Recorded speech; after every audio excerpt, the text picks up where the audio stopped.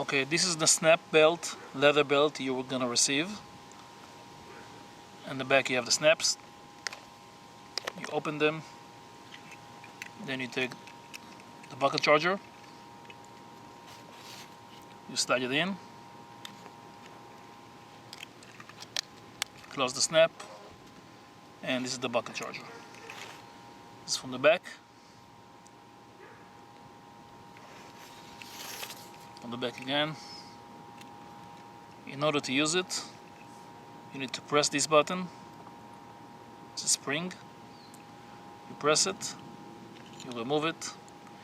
Your connector will be here, either iPhone 5, iPhone 3, or Android. In order to put it back, you put it in, slide it, and it will lock. That's the back again. Press this button, remove it, and lock it. In order to check battery status, before you're charging, you can remove the connector, press this button here. The LED will turn on, as you can see.